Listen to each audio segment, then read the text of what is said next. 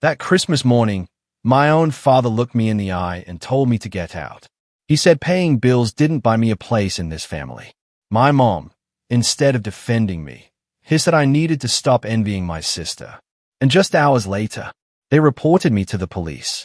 But when the officer saw the files, he turned to my dad and said 4 words that made their entire world collapse. Christmas morning in Cedar Falls always looked a lot prettier from a distance than it felt from the inside. From the road, my parents' little brick house sat at the end of a quiet cul-de-sac, a soft dusting of snow trying its best to hide the sagging gutters and cracked front steps. The sky was that pale, winter gray that makes everything feel flat and still. I pulled my car into the familiar driveway and let the engine hum for a moment, watching my breath fog the inside of the windshield. A knot tightened in my chest. I'd driven in from Columbus before the sun came up. 3 hours of empty highway and bad coffee. The back seat was loaded, gift bags, a basket of pastries from a fancy bakery, and all the ingredients for a full Christmas breakfast. I'd planned it down to the last detail. My name is Hannah. I'm 32 years old, and I'm the head of product innovation at a fintech company called Horizon Pay. On paper, that sounds impressive. In real life, it means 14 to 16 hours a day glued to screens, locked in meetings, chasing impossible deadlines, even most weekends. The money is very good, close to $500,000 a year with bonuses and stock. But the cost? I live on takeout and caffeine, and my shoulders feel like they're made of stone. For years, I told myself all that grind was worth it because I was doing something noble. A huge part of that income went straight to my family. As I sat there that morning, the engine humming, I could feel both parts of my life pressing on me. The polished, high-pressure world of Horizon Pay, where people shook my hand and called me brilliant, and this small Midwestern house, where the moment I crossed the threshold, I turned back into the oldest daughter from Cedar Falls. I glanced at the designer coat on the passenger seat, the neatly wrapped boxes with metallic paper, the insulated bag holding smoked salmon and imported cheeses, things my parents would never buy for themselves. I tried to shake off this uneasy feeling that something felt off this year. Since you're here listening to me now, I'm curious what you're doing while I tell you this. Are you folding laundry, driving somewhere, maybe just sitting with a cup of coffee in your kitchen? Because when this actually happened, I was standing in my parents' dining room with a plate of eggs in my hand, and my entire world was about to tilt. I finally cut the engine, grabbed the heavy gift bags, and stepped out into the biting air. The snow squeaked under my boots as I made my way up the walk. Through the front window, I could see the Christmas tree lights blinking in a slow rhythm, casting colored shadows on the walls. The wreath on the door was the same one from my childhood, its plastic berries a little more faded each year. Balancing the pastry box on my hip, I nudged the door open with my shoulder, calling out a greeting as the warmth and the smell of coffee and bacon rushed up to meet me. Dad was in his usual spot at the head of the dining room table, wearing an old flannel shirt and worn jeans, a mug in his hand. The TV in the living room was toned low, some morning show host laughing about last-minute shopping. Mom moved between the kitchen and the table with a practiced shuffle, refilling orange juice, straightening napkins that didn't need straightening. Dad glanced up when I walked in, his eyes quickly scanning the bags, my coat, my boots. Then he gave a nod. "You're cutting it close, Hannah," he said. "We were just about to start without you." I forced a smile and leaned down to hug him, feeling how stiff his shoulders were under my hands. I set the pastries on the counter, took off my coat, and walked into the kitchen where Mom was checking something in the oven. "Merry Christmas, Mom," I said, wrapping my arms around her from behind. For a second, she smelled like coffee and the floral lotion she'd used since I was a kid. She patted my hands, but her eyes stayed fixed on the pan. "You didn't need to bring so much," she said. "I already have plenty of food going." Her tone was light, but there was a little edge there, the same edge I'd heard more and more over the last few years. I told her about the smoked salmon, the fresh pastries from a bakery in Columbus my colleagues raved about, the special blend coffee beans I'd ground that morning. She nodded, made a non-committal sound, and shifted the pan. "Sabrina coming later?" I asked. Mom brightened a little. "She's on her way. She was up late working on that new project." You know how hard she tries. I bit back the instinctive reply that sat on my tongue, the one about how I also knew a thing or two about working hard. Instead, I carried the food into the dining room, arranging everything on the table like I was setting a stage. There were already scrambled eggs, bacon, pancakes, and a bowl of fruit salad.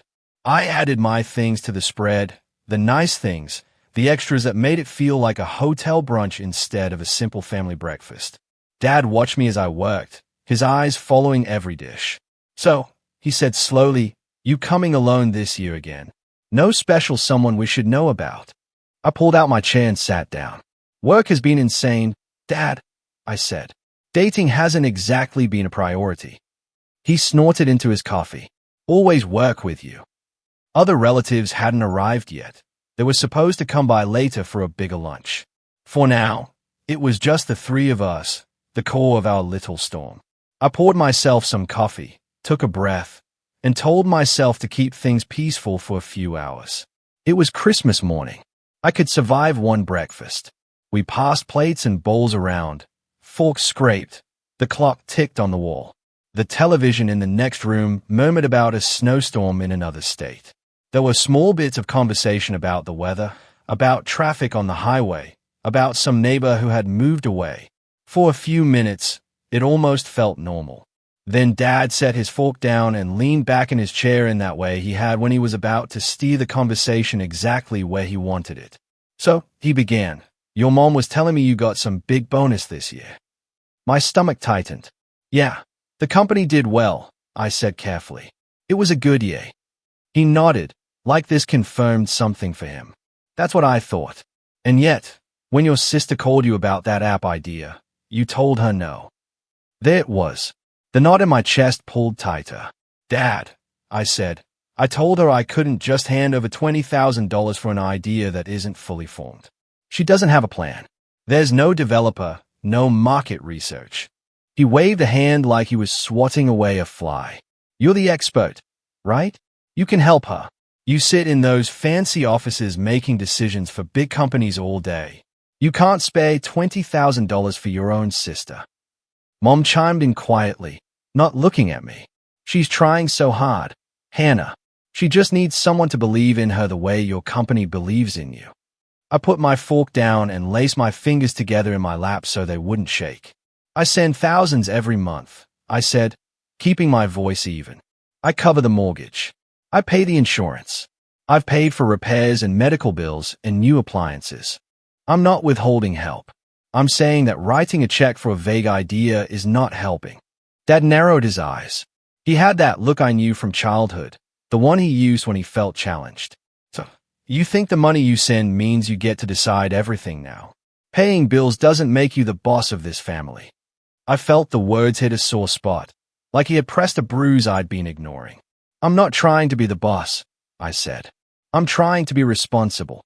"You know what it sounds like," he said, his voice getting louder. "It sounds like you want credit. You want everyone to clap for you because you send money. Family doesn't work like that." Mom finally looked up at me, her mouth a thin line. "You've always been so competitive with your sister," she said. "She doesn't have what you have. Hannah, you don't have to rub it in by making her beg." Heat rushed to my face. This was the part that always twisted the knife. The idea that I was somehow proud or cruel for saying no to unreasonable demands, while the years of yes disappeared into a fog no one wanted to see. I took a breath and tried one last time. "I'm not competing with anyone, Mom. I am exhausted. I work every day, long hours, so that I can take care of myself and still take care of you. I have sent close to $400,000 over the last 8 years. I have skipped vacations. I have put off buying a home of my own. I have let my life shrink so yours could be easier. I'm allowed to say no sometimes." For a moment, there was silence. The television droned in the next room, someone on the screen laughing at a joke that didn't reach us. Dad pushed his chair back a little.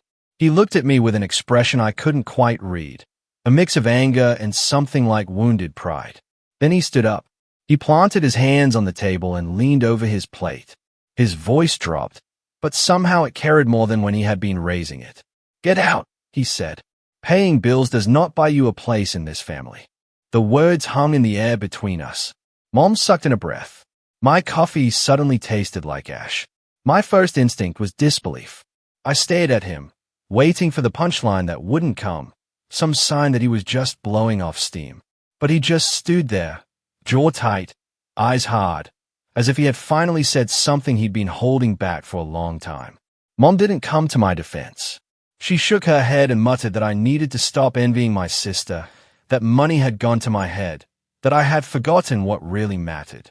Something in me, something that had been stretched thin for years, just quietly snapped. Not with a scream or a thrown plate, but with a sudden, cold clarity. "All right," I said. My voice sounded strange to my own ears. Steady, in a way I didn't feel. "Then pay your own bills." I pushed my chair back slowly, the leg scraping against the worn hardwood floor. I stood up, smoothed the front of my sweater because it gave my hands something to do, and looked at them one last time. Dad was still standing, chest heaving a little. Mom sitting like a statue, eyes bright with angry tears. There was no apology in either of their faces.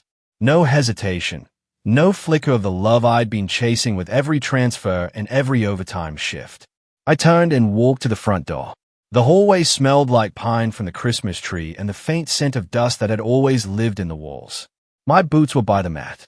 I pulled them on slowly, feeling my fingers fumble with the laces. When I stepped outside, the cold hit me full in the face, sharp and clean. The sky was a little brighter now, the winter sun trying to break through the clouds.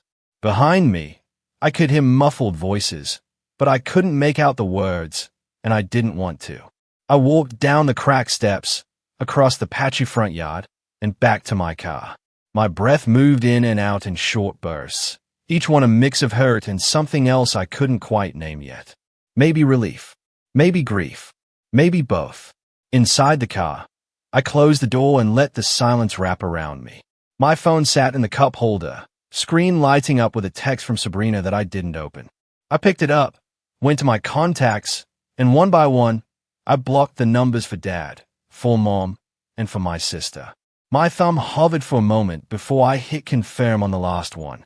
When it was done, an odd stillness settled in my chest. For the first time in years, there were no new demands waiting on the other end of that device. I started the engine, placed my hands on the steering wheel, and stared at the house in the rearview mirror. That little brick box where I had learned what family was supposed to be, and what it had turned into. I put the car in gear without looking back at the front door. At that moment, I honestly thought the worst had already happened. I had no idea that within a day, my dad would call the police on me. But as I pulled out of the cul-de-sac that morning, something deeper began to loosen inside me, something that had been clenched for years. The quiet inside the car felt strangely heavy, like an echo chamber of everything I had given and everything I had tried to ignore. I let the road carry me back toward Columbus while my mind drifted to the beginning, long before I ever imagined being disowned over breakfast on Christmas. I graduated from the University of Michigan in the spring of 2013, stepping across that stage with a cap that barely stayed pinned in place and a heart full of ambition that felt bigger than my body. I had landed a junior position at a small fintech startup in Ann Arbor, the kind of place where the office looked like a half-renovated warehouse, and everyone drank cheap cold brew from gallon jugs. I was 21 years old, hungry, terrified, and ready to prove myself. My first months were a blur of late nights, endless debugging sessions, and the thrill of solving problems that felt like puzzles only I knew how to unlock. I worked through weekends, slept on the office couch twice, and lived mostly on granola bars and vending machine coffee. It wasn't glamorous, but it lit something in me, something that whispered, "You can make a real life out of this." By 2016, I had moved to Columbus to join Horizon Pay, which at the time was still fighting to be noticed in a crowded market. I started as an entry-level product analyst, happy just to have a desk that didn't wobble and a team that spoke in acronyms I could only pretend to understand. I pushed myself so hard those first years that looking back now, I can barely tell where one project ended and the next began. Around that same time, my parents' finances hit a rough patch. Dad had retired earlier than planned after a shoulder injury, and Mom's hours at the dental clinic fluctuated. I remember Dad calling one night, his voice gruff but edged with embarrassment as he talked about overdue mortgage statements and medical bills stacking up. I told him I could help. It felt like the right thing to do. I was making enough to get by, and helping them seemed simple compared to the stress of work. Then the simple help grew. By the fall of 2016, I was sending them a regular amount each month, somewhere between $3,800 and $4,200. Mortgage, car insurance, home repairs, prescription refills, gas money, small emergencies that cropped up at the worst possible times. By the year 2020, when I was promoted to head of product innovation, my salary and bonuses had climbed close to $500,000 a year. People congratulated me like I had climbed some impossible mountain. But the truth was that I didn't feel rich. I felt like someone trying to hold up two lives with one pair of hands. Every month, I wired the money. Every month, they accepted it with a thank you that grew shorter and shorter until it became an expected routine, almost silent. By the time 8 years passed, the total had drifted just under $400,000. I never kept a spreadsheet for it. Didn't add it up until much later. I just kept giving because I believed that's what a good daughter does. I thought of it as honoring them. I thought of it as gratitude for everything they had done when I was younger. I convinced myself that kindness, when given freely enough, would eventually be seen and appreciated, that it would build connections, that it would soften old wounds I never talked about. But somewhere along the line, what I meant as generosity turned into obligation in their eyes. The tone changed. The words changed. The expectations hardened into something I didn't know how to push back against. Sabrina, 3 years younger than me and always the dreamer of the family, was the first to twist the knife without even meaning to. Whenever a bill stressed her, whenever Dad complained about repairs on the house, she would look at me with that airy laugh of hers and say, "You're the one making all that money. It's no big deal for you." She said it so lightly, as if a few thousand here and there were pennies to me. As if the 16-hour days and the missed holidays and the mounting pressure on my shoulders were invisible. And maybe, to her, they were. Sabrina had always floated through life, certain someone would catch her. I had never been given that luxury. There were nights when I sat at my kitchen table in Columbus with a stack of takeout containers pushed aside, staring at my bank statements. Not because I was worried about running out of money, but because I wanted to feel in control of something. But even then, when the numbers felt heavy, I kept sending what they needed. I told myself that love was measured through sacrifice, that carrying the load meant I was strong, that being the dependable one was an honor, not a burden. Looking back now, I see how naive that was. But at the time, it felt noble. It felt like a duty I was meant to shoulder. Even when the request shifted from needs to wants, I swallowed my hesitation. Dad wanted a newer truck because the old one had a rattle. Mom wanted help replacing a perfectly functional washer and dryer because the deals were good that month. Sabrina wanted money for yet another online business she never followed through on. Each time, they phrased it like a small thing, something that would barely make a dent in my income. "You work such long hours," Dad would say. "You deserve to feel proud that you can help." And I would breathe through the tightness in my chest and tell myself he was right. Helping them made me feel useful. It made the bruising workloads and sleepless nights feel less lonely, like all my effort had a greater purpose. But the truth was more complicated. The truth was that I had slipped into the role of provider so deeply I didn't know how to climb out. I wasn't just supporting a family. I was carrying one. Supporting adults who were capable but unwilling to adjust anything in their lives as long as I kept cushioning the fall. Sometimes late at night, when the apartment was still and my laptop glowed on the counter with yet another project waiting to be finished, I would wonder when exactly they had stopped thanking me. When the support turned into expectation. When my contributions became invisible. I didn't let myself think about it for long. It felt ungrateful to question it. Wrong somehow. The first time I said I couldn't help with something, even though I eventually did, Mom sighed like I had disappointed her on a level deeper than words. And Sabrina, with that soft, almost sweet condescension, had said, "You're making so much more than any of us. Why would you stress about it?" I heard the unspoken truth underneath that.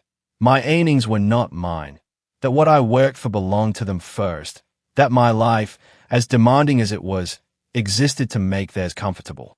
The years blurred, one transfer after another, until I barely recognized the version of myself who once believed they would appreciate the sacrifices I was making. I kept telling myself that life comes in seasons. Maybe things would change and they would step up again. Maybe we could be a family where love went both ways. But deep down, I think I knew.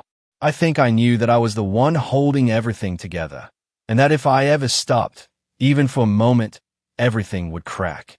And maybe that's why the silence in the car that morning felt heavier than usual. Maybe that's why the sting of being told to get out settled so sharply in my chest. It wasn't just the words. It was the years behind them. The years when I tried to earn a place in a family that had already decided my role for me. By the way, if you're still with me, make sure to hit subscribe. More unbelievable stories are coming. Somewhere along the highway that Christmas morning, with snow starting to drift across the lanes and my phone blessedly quiet for the first time in ages, I finally allowed myself to wonder what would happen if I stopped carrying the weight. I didn't know then that I would soon find out in a way I never expected. That single thought stayed with me as I drove back toward Columbus, the road stretching quiet and pale under the winter sky. Something in me felt unsettled, the way a room feels after someone has slammed a door.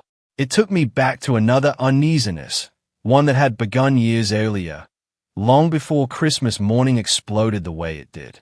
In early 2022, Dad started texting me with a kind of urgency he had never used before. The first few messages were simple. The water heater is shot. The roof is leaking again. The truck needs a new transmission. Each request arrived with a tone that suggested disaster would strike if I didn't act immediately. I remember sitting at my desk at Horizon Pay, during one of those endless strategy meetings, glancing down at my phone to see Dad's message about a furnace issue, followed by Mom's reassurance that Dad was only trying to secure our future. She told me he was planning ahead so the family would be stable. Her words wrapped the pressure in soft fabric, but the pressure still felt the same. I kept sending, but something about the rhythm of those requests began to feel off. They came too close together, each one pricier than the last, each one framed as a crisis only I could fix. Still, I pushed the feeling aside. It was easier than questioning motives I didn't want to examine. Then one Sunday afternoon in the fall of that same year, I drove to Cedar Falls for a quick visit. I had brought groceries, new running shoes for Mom, and a toolkit for Dad because he had mentioned wanting to fix the railing on the back porch. I found him in the living room sitting in his recliner, his phone tilted slightly away from me.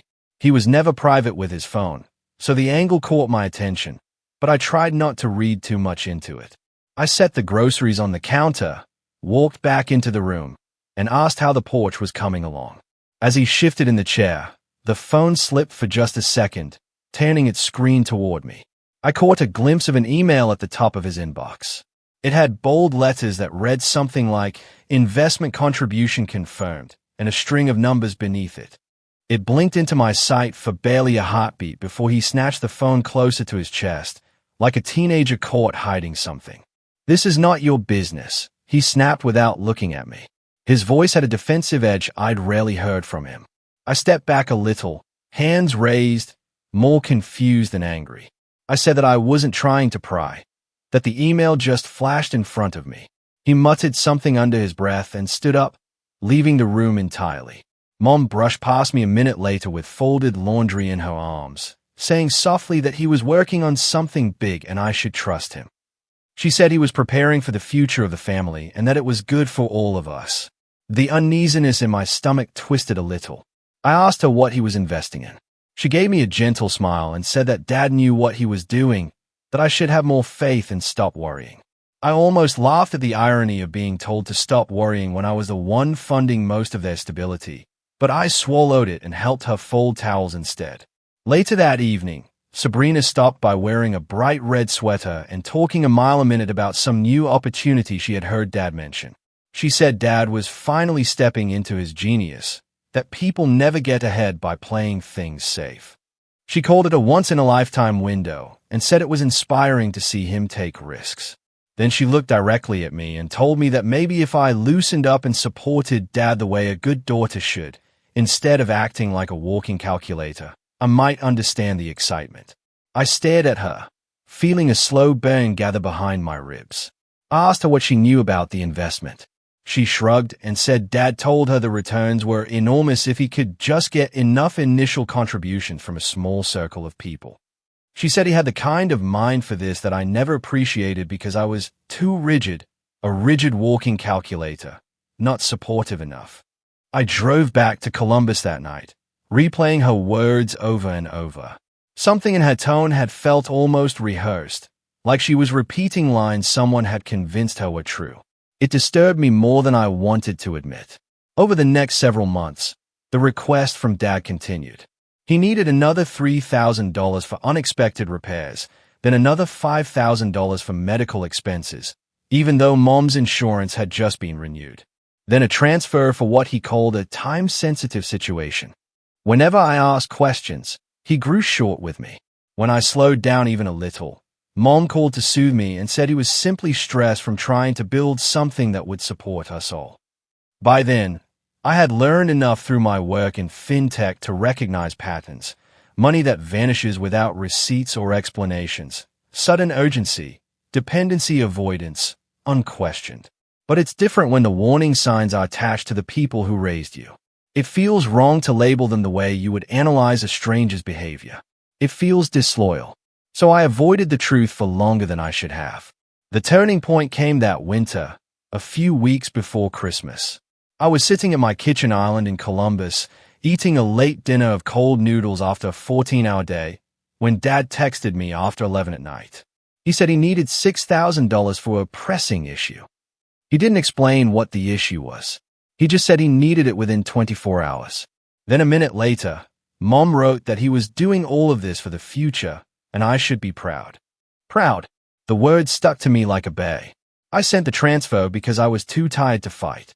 But I couldn't shake the image of that email on his phone. The bright words about an investment contribution that he insisted was not my business. Little by little, I began to track the dates of his requests. Not the amounts, not the totals, just the pattern. And as I looked at the dates lined up one after another, a quiet realization began to surface. The money I was sending every month did not seem to be going toward the mortgage or the roof or the truck or medical bills. The timing had no correlation with anything I could identify. It lined up only with his vague emergencies and his increasing secrecy. I felt foolish even thinking about it. But I had to admit to myself that the money might be going somewhere I had no control over and no knowledge of.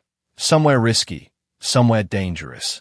And yet I still had no proof, no receipts, no explanations, only the feeling that something was not right. I told myself that families go through complicated phases. I told myself that stress makes people act oddly. I told myself that Dad had earned the right to make his own choices, even if I didn't understand them. But the truth was louder than all those excuses. I was sending thousands each month, and I didn't know what it was being used for. I was carrying a household that was not telling me the truth. That realization sat with me on my long drives, on my late nights at work, on the mornings when I opened my bank app before I had even brushed my teeth. It deepened the uneasiness into something more solid, something that whispered a warning in the back of my mind, even when I tried to ignore it. By the time Christmas morning arrived, I already sensed that something was shifting underneath the surface of our family. I just didn't know how close everything was to breaking. I carried that realization with me into the fall of 2024, when the leaves in Cedar Falls began turning that deep burnt orange that always made the whole town feel quieter than it actually was. By then, the tension in my chest had become a constant companion. I felt it even in my office at Horizon Pay, when I was surrounded by whiteboards and prototypes instead of my family's problems. I kept telling myself I was overthinking things, that maybe Dad really was planning something for the future. But truthfully, I was bracing for whatever would come next. It arrived one Saturday in late September. I had driven to Cedar Falls for a short visit, mostly because guilt still tugged at me, even when I tried to ignore it. When I pulled into the driveway, I saw Dad sitting on the front porch with Raymond Cole, our neighbor from 2 houses down. Raymond was a gentleman in his early 60s who taught biology at the local high school for decades before retiring. He had always been friendly to me, helping shovel our walkway when I was a kid, handing me lemonade in the summer. Seeing him sitting so close to Dad with a serious look on his face made me slow my steps as I walked toward them. Dad was leaning in, with the same eager tone he used whenever he talked about something he believed would change his life. He was showing Raymond something on his phone. Raymond looked uneasy but curious, the way people look when they want hope more than caution. Dad didn't notice me at first. He was saying something about tripling returns in 60 days and early investor windows closing soon. My stomach clenched. I stepped closer and asked what was going on. Dad shot me an irritated look, as if I had interrupted something important. He said he was discussing an opportunity with Raymond, something that could finally give the family a financial cushion. Raymond offered me a polite smile, but it looked forced. He said Dad had told him about a new investment group with incredible growth potential. He said he was thinking about putting some savings into it. I asked him how much he was considering, and he said around $8,000. The number made my breath catch. I asked Dad how he knew this group, who verified the projections, what platform they used, whether they were registered with any oversight. He brushed me off and told Raymond not to worry, saying my job made me overly cautious and that I didn't understand how wealth was made outside corporate walls. He even gave a small laugh, like I was being dramatic. The laugh stung more than it should have. Later that afternoon, I found Mom in the kitchen stirring a pot of chili. I said that schemes promising tripled returns in 60 days were almost always fraudulent. She barely looked at me, only saying that Dad knew what he was doing and that he had been researching this for months. I asked what kind of research. She paused just long enough to make it clear she didn't know, then said I shouldn't undermine his confidence. I pushed a little harder, telling her that people get scammed every day, that it wasn't just risky, but illegal in some cases. She stopped staring and turned toward me with a look I hadn't seen from her since my teenage years. She told me sharply not to ruin something good for Dad, and that he finally felt excited about the future. I felt my throat tighten. I asked her if she even knew where the money he was investing came from. Her only answer was that it was family business, and that I should trust him. Trust that word again. It felt misplaced in a conversation where no one was telling me the truth. Before I left that evening, Sabrina stopped by with a big smile, leaning against the counter like she was the host of some financial talk show. She said Dad had been sharing his plans with her, and that he had a brilliant mind for spotting opportunities. She said I was trying to clip his wings because I was jealous of how close they had become over this project. I asked her if she knew anything about the details of the investment. She said no, but that the numbers spoke for themselves. She said people who think small miss the wave. I drove back to Columbus with a heavy feeling, one that settled deeper with each passing mile. I wanted so badly to believe Dad was simply chasing something optimistic, but hope doesn't erase math, and nothing about this sounded real. 2 weeks later, I received a call from Raymond. His voice shook slightly. He said he put in the $8,000 and now couldn't reach the investor portal at all. He asked if I had a minute to look at something. I pulled my laptop onto the kitchen island while he spoke. He forwarded me screenshots. My heart sank. They were classic signs of a fraudulent operation. No disclosures, no legal documentation, no contact information beyond a generic email address. The projected returns were numbers no legitimate investment would promise. I told him to contact the Economic Crimes Unit immediately. He hesitated, not wanting to get Dad in trouble. I told him this wasn't about Dad, but about protecting his savings. The next day, he filed a report. A week after that, an investigator from the Economic Crimes Unit called me, asking if I was aware of any financial activity involving my family. The tone was formal, but probing. I told him I only knew enough to be worried. He said the report mentioned Dad's name as someone who encouraged the investment. They were opening a case, but lacked enough data to move forward. They needed more evidence.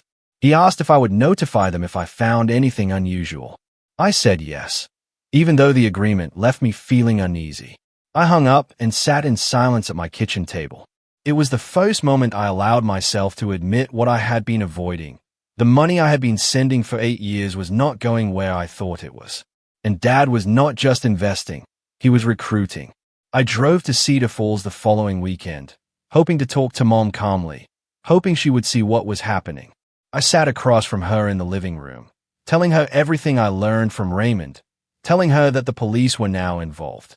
She crossed her arms and said Raymond misunderstood. She said Dad had everything under control. When I said police units don't open cases without cause, her voice tightened. She told me Dad was trying to build something meaningful and that I needed to stop sabotaging him. She said I was a negative one, the one who always doubted them. I felt something in my chest crack a little. I told her that I was worried this could pull the whole family down. She looked away and said it was time I stopped acting like the only responsible adult in the house. There, it was the illusion I had carried for years, shattered in 7 seconds. On the drive home that night, the highway felt darker than usual. The kind of darkness that reflects what you don't want to see. I kept replaying everything.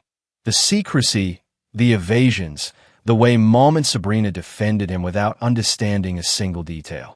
The way Dad reacted when I asked questions. The way Raymond's voice trembled when he told me he had lost his savings. For the first time, I was not just uneasy. I was afraid. Afraid that I had been fueling something far bigger than a family misunderstanding. Afraid that I had unknowingly bankrolled a disaster. By the time Columbus came into view, I finally admitted the truth to myself. I had not just been supporting my parents. I had been keeping alive a recklessness that threatened to swallow all of us whole.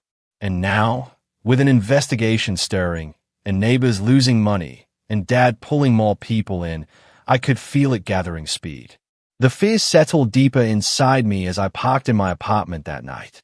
It stayed with me through the fall, through the early snowfalls in Columbus, through the endless meetings at Horizon Pay where my mind drifted again and again to Cedar Falls. By the time Christmas approached, I felt like I was holding my breath without knowing why. Still, I told myself I could handle one holiday breakfast. I could show up, bring gifts, keep the peace, and get through it the way I always had. I clung to that thought, even though something in my gut was already warning me that nothing about this Christmas would be normal. I woke early on Christmas morning, before the sky even hinted at dawn. I moved around my apartment, packing things into the back seat of my car. There were wrap boxes tied with gold ribbon, a basket containing smoked salmon and fresh pastries, bottles of maple syrup from a small shop in Columbus, and a soft wool sweater I had picked out from Mom in early December. I wanted the morning to feel warm, even if the year leading up to it had been anything but. The drive to Cedar Falls felt longer than usual. Snow lined the roads in thick white banks, and the air outside had the kind of cold that makes everything brittle. When I turned into my parents' neighborhood, the Christmas lights on the houses glowed faintly through the haze of frost. I parked in the same place I had parked every year since college, grabbed the gifts, and walked toward the front steps, feeling both exhausted and strangely hopeful. Inside, the house smelled like bacon and cinnamon. The tree in the living room blinked softly, and holiday music played low from the kitchen. For a few minutes, it almost felt normal. As I unpacked the pastries and set them on the table, Mom thanked me absently while adjusting a plate of pancakes. Dad sat at the head of the table with his coffee, watching me like he was waiting for something. I tried to ignore the way my pulse jumped when I looked at him. Then Sabrina walked in through the front door, stamping snow off her boots. She kissed Mom on the cheek, hugged Dad, and glanced at me with a smile that was too bright for the hour. She held a folder in her hand, the edges bristling with color-coded tabs. "Perfect timing," she said. "I want to show you both something." I felt a familiar weariness rise from somewhere deep. She laid the folder on the dining table, opened it with a dramatic flourish, and announced that she had put together a pitch deck for her fitness app. She had chosen a name, designed a logo, and typed up a description in a bold font. There were screenshots of mock-ups she had built using a free online template. She talked fast, explaining her vision as if it were already breaking into the market. Dad leaned forward, puffed with pride. "This is what I'm talking about," he said. "This is real potential. Your sister is chasing something meaningful. She just needs someone to back her." Then his eyes moved to me, steady and expectant. I opened the folder and scanned a few pages. The app didn't have a defined audience. The revenue model was wishful thinking at best. The market research was a single paragraph copied from a wellness blog. I set the folder down gently. "Sabrina," I said, This is a start, but it's not ready for investment. There's no plan here, no development team, no timeline, no budget. You can't ask for $20,000 without even the basics." Her expression tightened. "So you're saying no again?" I breathed out slowly. "I'm saying you need more preparation. I'm not funding something that isn't built. You need to do the work first." To my surprise, it was Dad who reacted first. His coffee mug hit the table hard enough to slosh liquid over the sides. He glared at me like I had insulted him. "Not Sabrina. You're at it again," he said. "Kill her dreams because you think you know better. You sit in your fancy office and decide who succeeds and who fails. Families are supposed to support each other." I kept my voice calm. "I have been supporting this family for 8 years. I've given everything you asked for. But this is not a business plan. It is a sketch." Dad's face reddened. He leaned forward, anger rolling off him. "You think sending money means you get to control us. You are stopping your sister from building a future. That's what you are doing." Mom looked up from the stove just long enough to add, "She worked so hard. Hannah, you shouldn't make her feel small." I blinked hard. Make her feel small. The irony stung so sharply I felt it behind my eyes. I reminded myself to stay steady. Dad pointed at me. "Just give her $20,000. You can afford it. You make more in a month than we used to make in half a year. Stop acting like it hurts you." The frustration, the buried resentment, the exhaustion from years of constant giving rose all at once. I felt it like a tide pulling something inside me loose. My voice wavered only slightly when I said, "I have given too much already. I am tired, Dad. I cannot keep doing this. I need you to stand on your own feet." Silence hit the room like cold air from an open door. Dad stared at me with an intensity one had only seen a few times in my life. Something in his expression hardened. He stood up slowly, palms pressing flat against the table. His eyes narrowed in a way that made my entire body go still. "Get out," he said. "Paying bills does not buy you a place in this family." Mom gasped softly. Sabrina looked confused for half a second and then glanced away. I looked at Dad, trying to understand whether he meant it, but he didn't move, didn't blink, didn't soften. Something inside me cracked, not loudly, not dramatically, quietly, like thin ice giving way under your foot. "All right," I said. "I understand." I pushed back my chair. My legs felt strangely steady, even though I knew something was breaking inside me. I walked into the living room, picked up my coat from the arm of the sofa, and slid it on with careful movements. I felt the weight of silence behind me. No one followed. No one called my name. I walked past the Christmas tree, past the garland Mom had hung over the doorway, past the photos lining the hallway walls, all the small pieces that once were home. Outside, the winter air struck my face like a warning. My breath came out in white puffs. My boots crunched over the snow. As I crossed the yard, I could feel my heartbeat in my fingertips. When I reached my car, I didn't cry. I sat behind the wheel, stayed at the house for one long moment, and felt two opposite sensations at once. My heart was breaking, and underneath the pain was a lightness I didn't recognize. A strange, thin ribbon of relief. I had hit my limit. I had finally said no. As I backed out of the driveway, the house shrank in my rearview mirror until it disappeared behind a row of tall pines. No one came out the door. No one waved. No one tried. The road ahead looked cold and unfamiliar, but it was mine. I drove away from Cedar Falls with shaking hands, not realizing that the silence from my family was not the end of the story at all. It was only the beginning of the fallout that would come next. I didn't sleep much that night.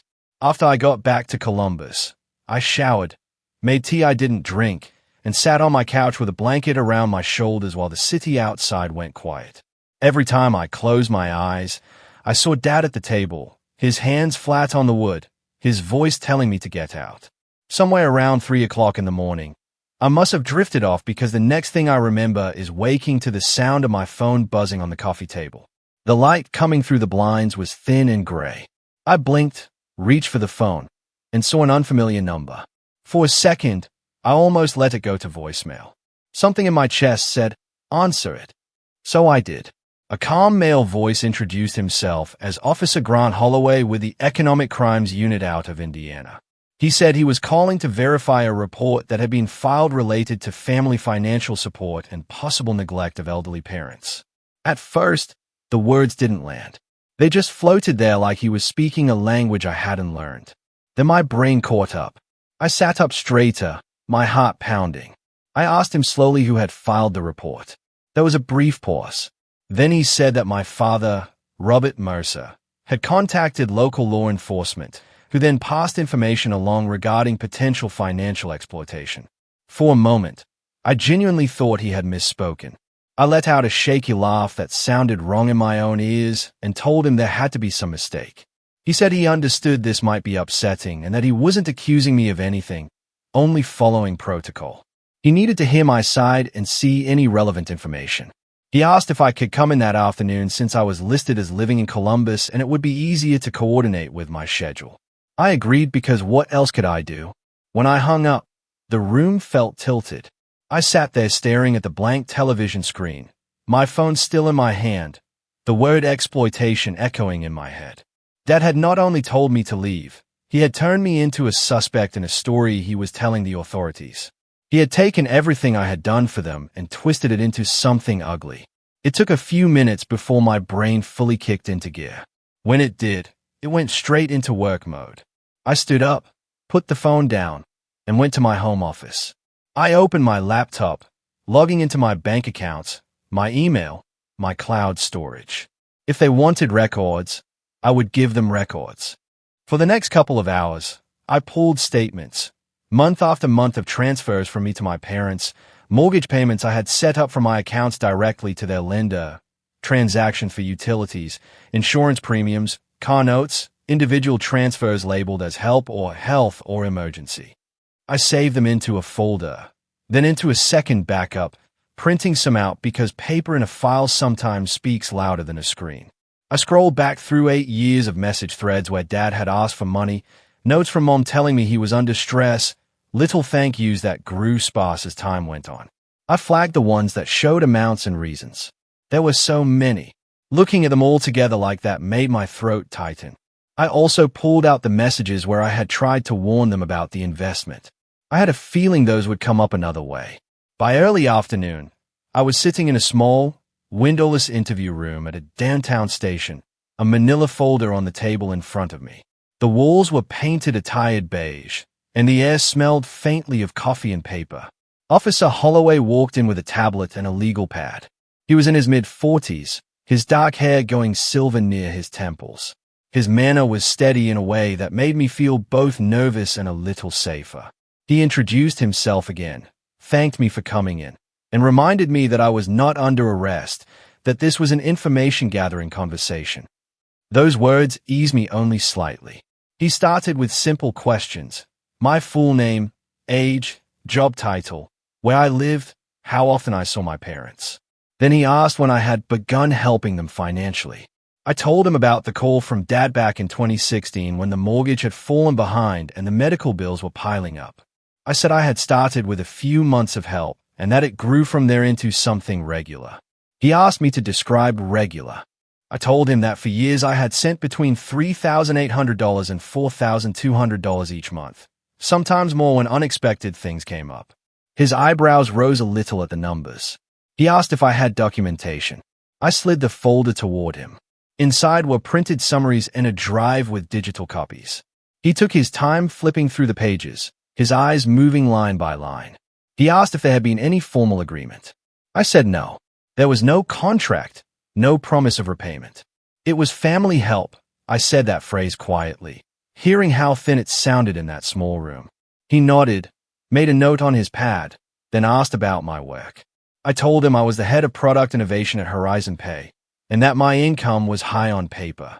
I also told him that I worked 14 to 16 hours a day, most days, including weekends, and that the stress was not something I would wish on anyone.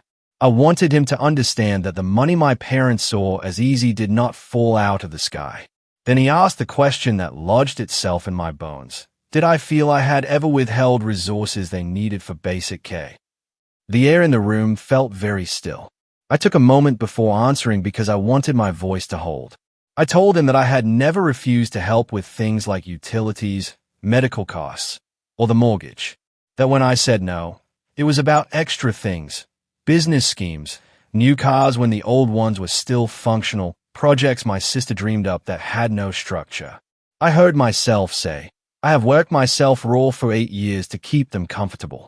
I have sent close to $400,000 in that time without asking for anything in writing, without ever being repaid. And the truth is, I have no idea where a lot of that money went. He looked up sharply at that. He asked me what I meant. So I told him about the late-night requests, the vague emergencies, the email on Dad's phone with an investment confirmation. I told him about Raymond calling me, about the screenshots of the suspicious portal, about my conversation with Mom where she said I was trying to ruin something good for Dad. He didn't interrupt often. When he did, it was to ask for dates, for amounts, for names. I answered as precisely as I could. The more I spoke, the more surreal the whole thing felt. Part of me was in that chair, watching his hand move across the page. Part of me was floating somewhere above us, looking down at a woman who had been carrying too much for too long. After I finished, he sat back a little and studied me. He said that the initial report from my father painted a very different picture. In that version, I had cut off all support without warning, kept control of accounts that belonged to them, and left them stranded. The words stung, even though I knew they weren't true. I told him that the only thing I had cut off was myself, that I had blocked their numbers after being told by my own dad that paying bills did not make me family.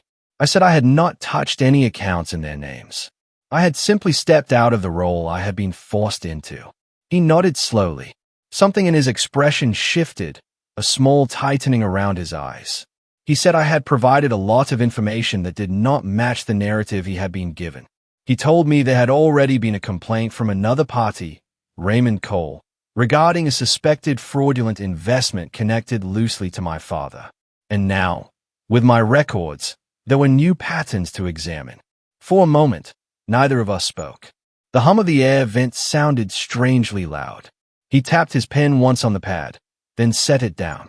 He said he was going to keep my documentation and compare it carefully with the other case files. He might need to ask me more questions later, but for now, he had enough. He thanked me for my cooperation and said he understood this could not be easy. When he stood, I did too. My legs felt like they belonged to someone else. He opened the door and walked me back through the hallway, past desks and bulletin boards and a coffee machine that smelled burnt at the reception area. He told me I was free to go and that I should not contact my father about this conversation for the time being. It was better to let the process unfold. Outside, the winter air wrapped around me, thin and biting. I walked to my car with the kind of careful steps you take after a fall, when your body isn't sure yet what's broken. I sat behind the wheel for a long time before starting the engine. My hands were trembling. Part of me wanted to believe that the officer had seen the truth, that he understood I wasn't the villain in this story. Another part of me couldn't get past the fact that my dad had put me in a position where I had to defend myself to law enforcement at all. As I pulled out of the parking lot, my phone buzzed with a new message. I didn't look at it. I kept my eyes on the road and my thoughts on the folder now sitting in an evidence room, stuffed with years of transfers and messages and silent sacrifices. For the first time, I was not only questioning where my money had gone, I was questioning who my dad had chosen to become. I drove home with that question circling in my head, and it followed me through the next 2 days like a shadow I couldn't shake. By the third morning, my nerves were frayed enough that the sound of an email notification made my stomach twist. It was from Officer Holloway. My breath caught when I saw his name. I opened it immediately. His message was concise, written in a tone that felt almost gentle. He confirmed that after reviewing all financial records, statements, and interviews, I was not considered a subject in the case. I was officially categorized as an uninvolved party, and more specifically, as someone who had been financially manipulated by a family member. My eyes blurred at the last part. It was one thing to know deep down that I had been used. It was another thing to see it typed out by an investigator who had no reason to soften the truth. I read the email twice before closing my laptop, pressing my palms against the cool surface and letting out a breath I felt like I had been holding for 8 years. But relief is a strange feeling. It doesn't land cleanly. It comes tangled with grief, anger, guilt, and a kind of numbness you don't expect. I knew I needed help making sense of all of it. So that week, I booked my first therapy appointment. I found a counselor named Lynn, who had the kind of warm, steady voice that made it easier to let words come out of places I had kept locked away. She listened as I explained the years of support, the exhaustion, the pressure, the guilt. She nodded when I described how love had slowly turned into obligation until I could no longer tell the difference. During our third session, she said something that stayed with me. She told me that survival patterns often look like generosity, that when children grow into the emotional role their parents abandon, they begin to believe that love must be earned through sacrifice. I sat with that for a long time, staring at the tissue in my hand, realizing that for most of my adult life, I had not been giving freely. I had been paying for a seat at a table that never had space for me. That realization made it easier to begin setting boundaries, though easier didn't mean painless. Sabrina called me 4 times in one evening. The first voicemail was frantic, her voice shaking. She said she never meant to hurt me, that everything had gotten out of hand, that Dad was just overwhelmed. She said they all missed me and needed me back. The second voicemail was sharper, as if she had convinced herself in those few minutes that she was the injured one. She accused me of abandoning the family when they needed stability. The third was tearful again. The fourth was almost silent. I saved none of them. Mom sent messages, short ones at first, then longer. She said she was sorry I'd been dragged into the investigation. She said she didn't know how bad things had gotten.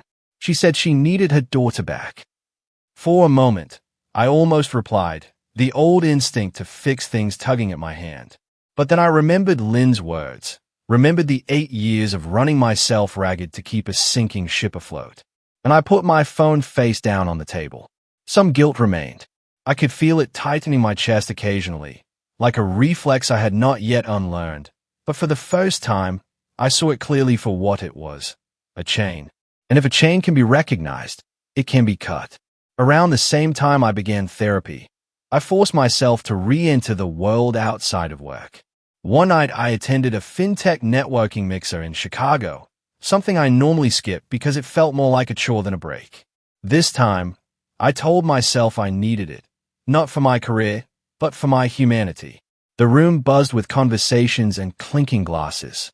People in tech tend to speak quickly, as if ideas might evaporate if not shared fast enough.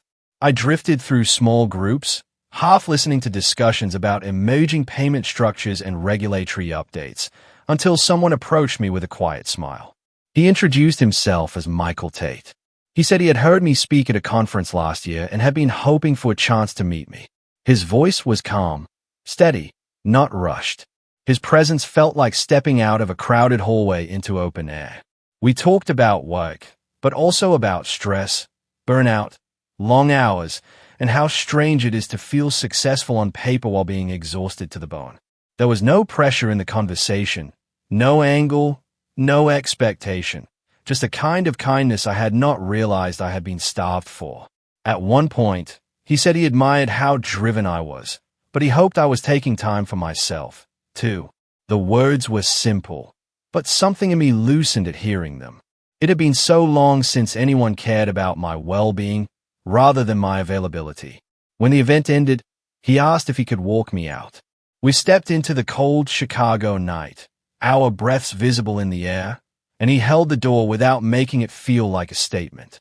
For a moment, I wondered if this was what it felt like not to carry the weight of everyone else's needs, to just exist in a moment that belonged to me. Driving home that night, I felt a quiet shift inside. Nothing dramatic, nothing cinematic, just a slow, steady realization that I didn't have to remain an extension of someone else's crisis. I could be a person with her own needs, her own life, her own boundaries. And once I knew that, I also knew something else. I was never going back to being the Mercer family's silent ATM. I had stepped into something even more important, a life that was finally mine. Snow was falling outside my apartment window the morning the calendar flipped into the second week of January.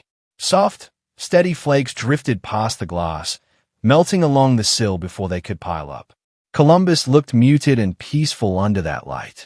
It struck me how long it had been since winter felt anything close to peaceful. The last 8 years of holidays had carried a kind of weight that settled on my shoulders long before the season ever arrived. This time the weight was gone, replaced by something quiet and still, like the pause after deep breath. I was sitting at my dining table with a cup of tea when my email notification sounded. For a moment, my chest tightened.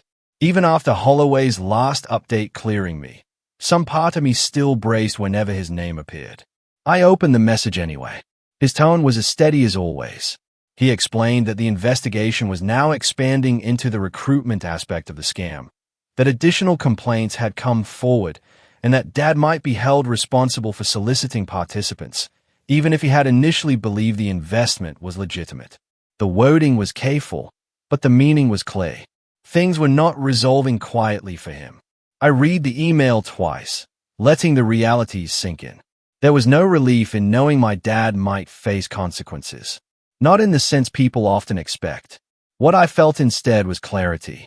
For years, I'd been tangled in the illusion that if I just did more, gave more, loved more, he would choose me. That illusion had cracked the moment he turned me into a suspect to protect himself. And now the truth unfolded through official channels. I felt something lift inside me. Not joy, not triumph, just the absence of burden. I closed the laptop gently and rested my hands on the table. The apartment was warm, quiet, lived in. My home. Not a way station between crises, not a vault for my family's emergencies, just a space that held only what I chose to let in. My phone buzzed. For a split second, I wondered if it would be another unfamiliar number I needed to avoid. But when I glanced down, Michael's name lit up the screen. I answered with a smile I didn't have to force.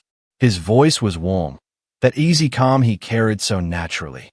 He said he was driving through Columbus later that evening and wondered if I would want to grab dinner somewhere quiet, somewhere without business chatter or holiday noise. A few months ago, I would have hesitated, thinking about schedules, responsibilities, obligations waiting at the edges of my life. This time, the answer came easily. I said yes, I would like that very much. He laughed softly and told me he knew a place near the river with good lighting and terrible chairs but excellent food. Then he said he was glad to hear my voice sounding lighter.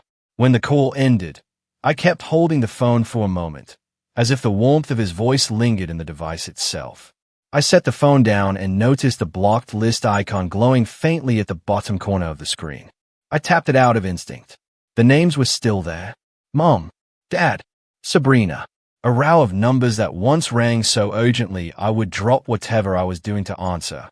Looking at them now felt like looking at a chapter in a book I had finally shut. Not with anger, not with longing, just with understanding. I thought about unblocking one of them. The idea crossed my mind quickly, the way old habits do. But then I remembered that Christmas morning. I remembered Dad's voice telling me paying the bills did not buy me a place in the family. I remembered Mom whispering that I needed to stop envying my sister. I remembered the cold air on my face as I walked out the door with my pride held together by threads. And I remembered the moment, barely minutes later, when my hand stopped shaking long enough for me to press block. Back then, it felt like a survival reflex. Now, it felt like a choice, a boundary, a beginning. I put the phone down and walked to the window. Snow was still falling, thicker now, drifting in slow spirals. The world outside looked soft, untouched, as if someone had laid a blanket over the whole city. I breathed in deeply, letting the quiet settle into me. For the first time in a long time, my life felt like my own. My work, my time, my heart, my future. Not tied to someone else's crisis or disappointment or need. I thought of the years I spent believing that love meant rescuing everyone but myself. I thought of the exhaustion that came from giving without receiving a single ounce of grace in return. And I thought of the moment I finally stepped away from the table where I had spent so long trying to prove I deserved a seat. That was the moment I began choosing myself. I walked back to the dining table, grabbed my coat, and got ready to meet someone who saw me as a person rather than a resource. Someone who asked how I was before asking what I could do. It felt strange but good, like the first warm day after a long winter. Before leaving, I glanced once more at my phone, and the blocked numbers shimmered faintly in the screen's reflection. I smiled, simple and certain. I had blocked my parents' numbers on Christmas, and from that day on, I had never looked back. If you have ever been told you were too much or not enough for your own family, remember this: silence can be power, and truth can be liberation. What would you have done in my place? Tell me what you think. I really want to know.